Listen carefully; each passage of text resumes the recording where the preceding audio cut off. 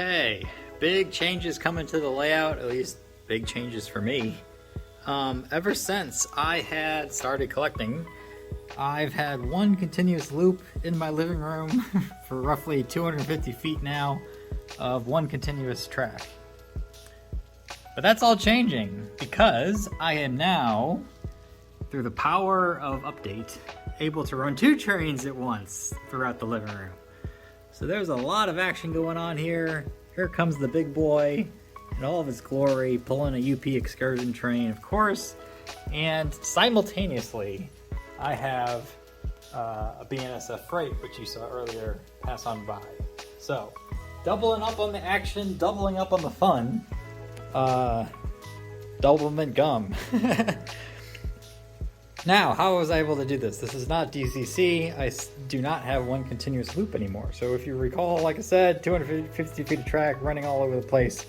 What I ended up doing was getting a second power pack and then splitting the track behind here, whereas one goes down this way and then the other kind of goes that way.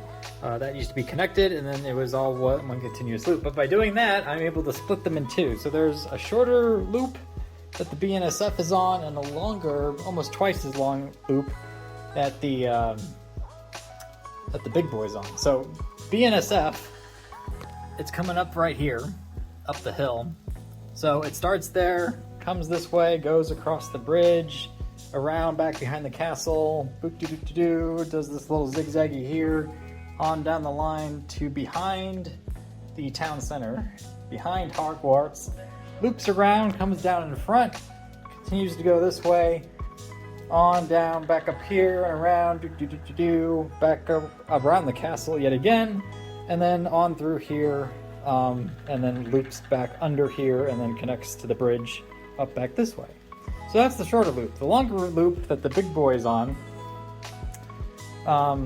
if we start here, it's going to come out this way, go through this double reverse switch, out here, spin on right around, come out in front, go all the way this way, past the town again, on through here, and around Hogwarts, back behind, of course, back on up here, all the way through that, all the way up the hill, all the way through the bridge, and then down and around, past behind the couch, all the way to my computer desk, does the loop there, and you can see it coming down already. Right on through here, and then it turns right there and connects back to where we started, which would be right here.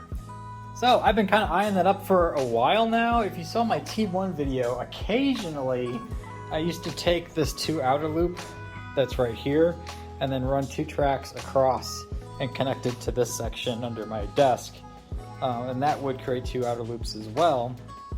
Problem with that is, well, you got this track randomly running down the middle of your living room floor. So I wanted to avoid that. I really only did that once, to be honest, and never again. So I thought that there has to be a better way. And I was able to figure it out that if I take this section back here, there's enough room to loop it out and around up top. Before this section went under here and then came right back out. So I just broke that in two and then connected it to the piece that ran behind the thing. Okay. So that's not all, because let's say I want to, run one awesome train continuously on all 250 feet of track and not have it locked to the outer rim or the inner rim. Well, thought of that too. I made this purchase, which is a double crossover track. I've been eyeing up to get one of these for a while, but I just never knew how it really worked. And I know it's powered, but I just thought that was kind of ridiculous to run power just for this thing. I always wanted just give me a manual switch. It's to, make it work. And lo and behold, I realized that on the back even it says, can be operated manually. So, that was an awesome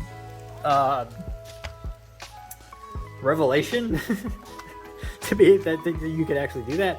So I'm gonna pop this on the track somewhere so that it will have a double crossover switch so that I can run like this awesome BNSF or this is the big boy. Run this big boy continuously throughout all 250 feet of track instead of just one outer loop.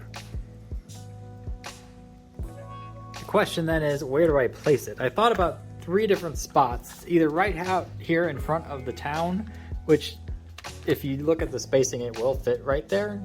I could do it behind the town too, to kind of hide it a little bit, right behind.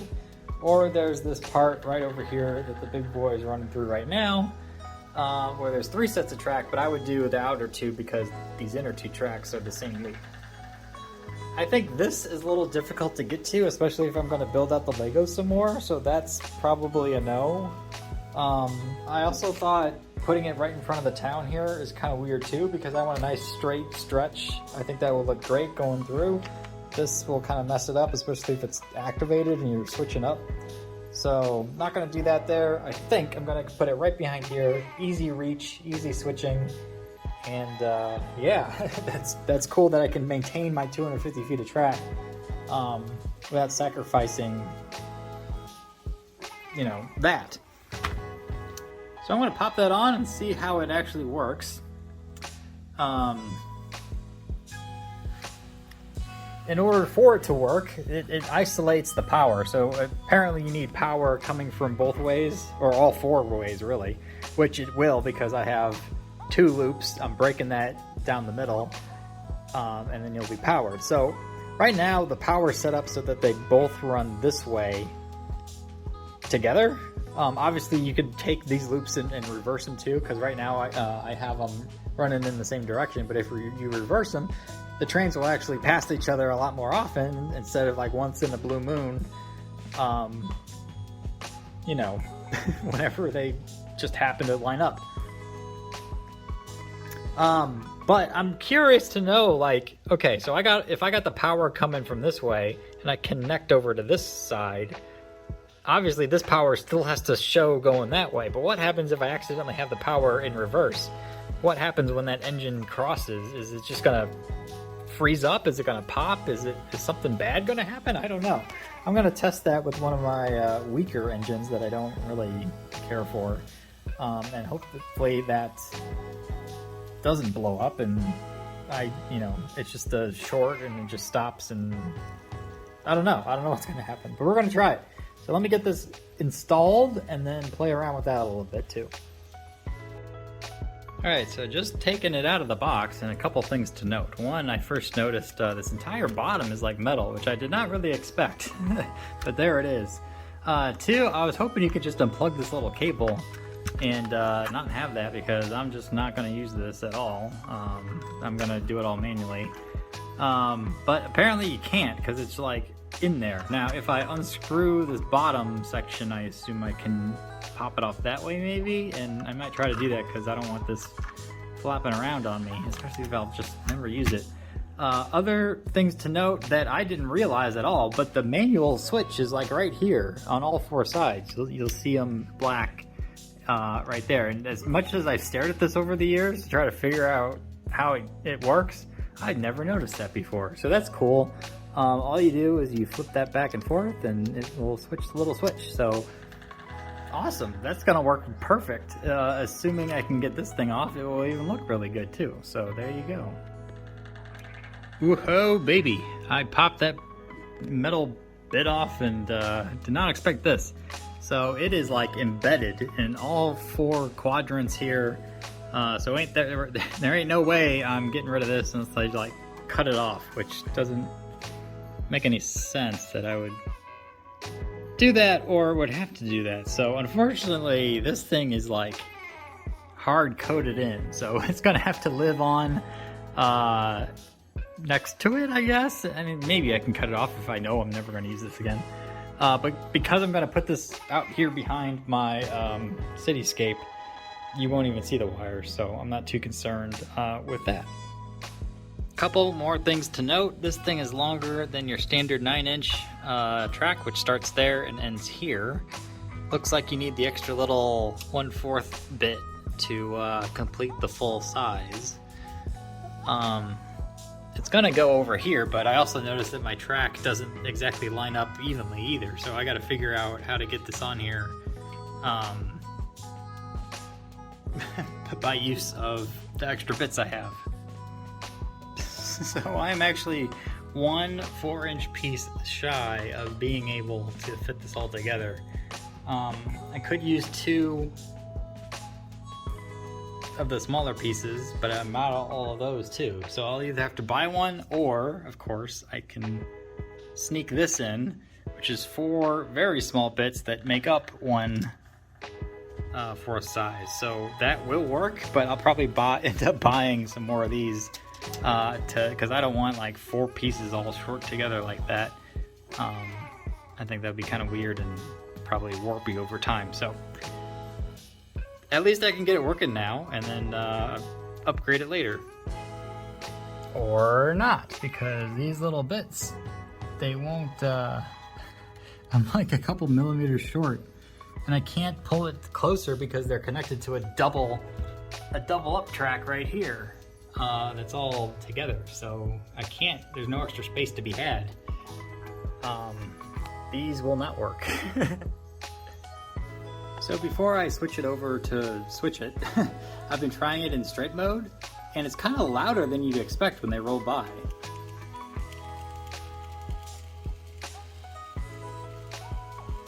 Like, I don't know if you picked that up on the video, but it got really loud when the train hit the crossing.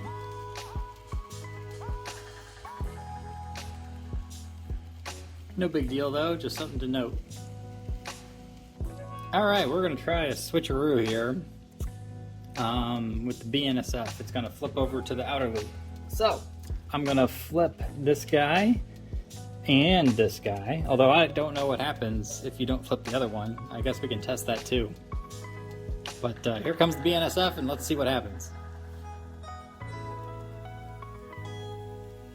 And a switch and a slowdown.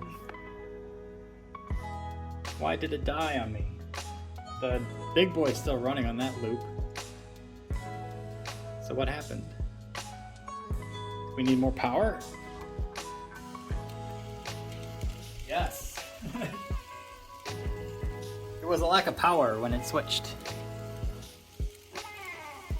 So there you go, that's pretty cool. Now we can switch it and switch the other one. When the other ones come around, we can loop it back, and everything can go in one continuous loop. Or maybe I want to take the outer loop, which is longer, and put that train to the shorter one, or vice versa. This is pretty cool. Pretty cool that we got this going now. Okay, so now when the BNSF comes back around, I'm going to throw that switch so that it looks like it's supposed to cross this into there, but the BNF is going to come from this way. So what happens when this switch is pulled the other way? Let's find out.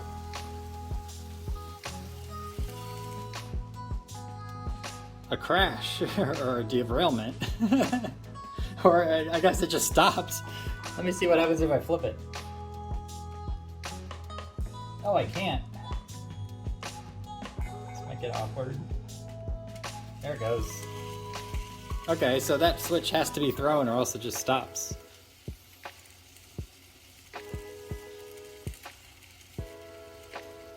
Alright, now let's see if the big boy can make that swing.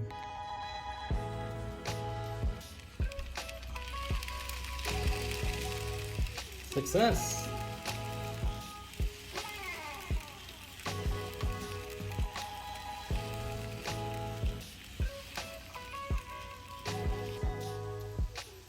So it is quite awesome. Right when one train leaves, you know, another one comes right on by. So it's like a continuous, or far more continuous action going on here. Always movement. That's what I want to see. Always something to, you know, gaze at and in wonder. As I, you know, sit back and watch my many screens that I got going on here. Usually watching a movie or something. But for this video, I got all the trains up. So trains everywhere. Yeah, see, you can do stuff like this. And it's amazing.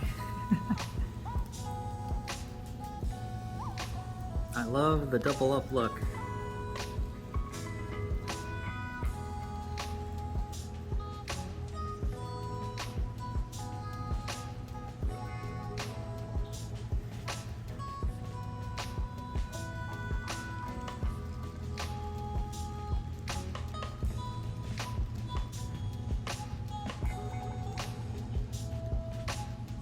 Alright, so pretty cool that I can do this. I'm generally impressed with my ability to now run 2 trains at once and cross them over if I need to. So that's pretty awesome.